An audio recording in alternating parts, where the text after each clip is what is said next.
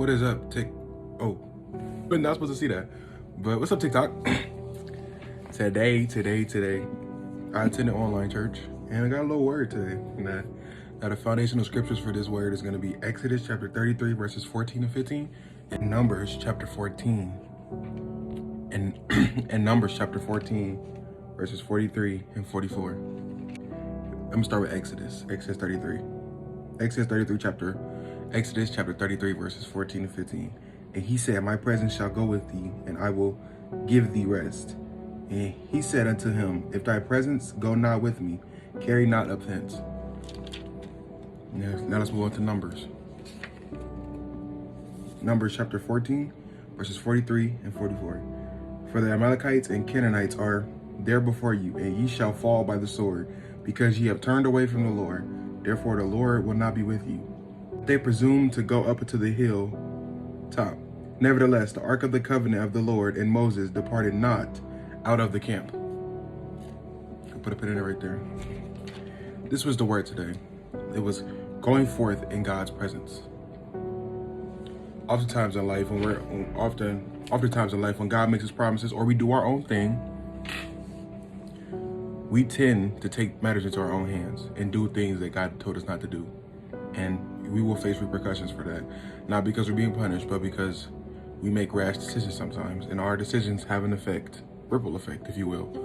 So when we go forward without God's presence, sometimes bad consequences happen. And sometimes consequences that seem good happen until they fully work themselves out. And then it becomes worse than you ever thought it was. There's 3 points that I got from, well, 4 actually. 4 points that I got from this lesson that I want to share with you guys. And number 1 is, don't doubt God's promise. Oftentimes, many people tell you shouldn't doubt. I'm not one of them people. I will tell you to doubt, but to take your doubts to God. Don't magnify your doubt above what God said. Don't do that. No, absolutely not. You should take your doubt and your worries to God so he can work through them with you. He's not going to change things to fit your doubt and worry, but he's going to help you deal with your doubt and worry. Let's move on to point 2. We should not move without the presence of God.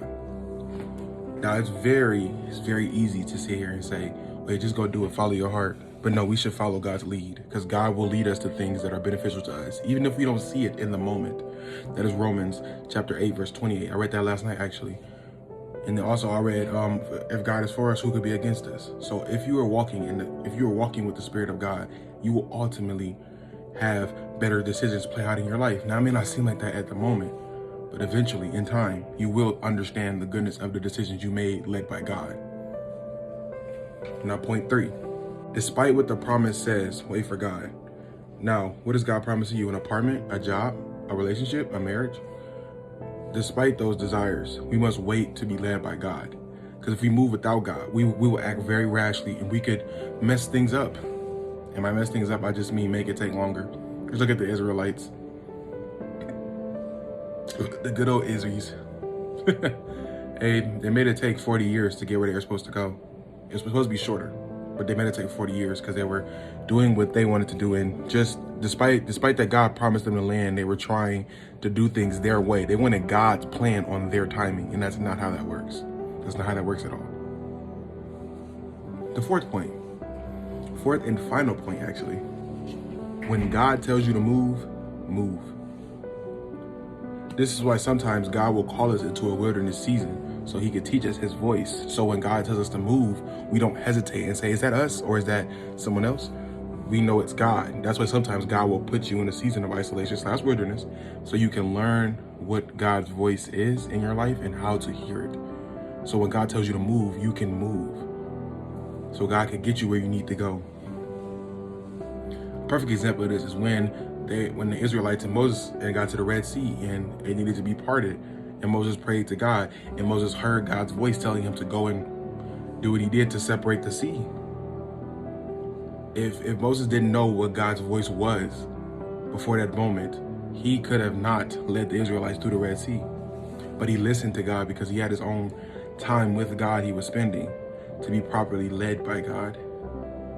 And I say all this to say that whatever you're hoping that God will do for you, whether that be a new job, a new house, a family, a relationship, a marriage, anything, just health goals, to walk with God's spirit. Don't do it of your own fruition, and pray before every decision.